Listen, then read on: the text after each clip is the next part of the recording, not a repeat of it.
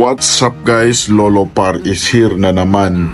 Mayroon tayong good news tungkol kay Trillanes dahil doon sa demanda ni Congressman Pulong Duterte at ni Attorney Manscarpio.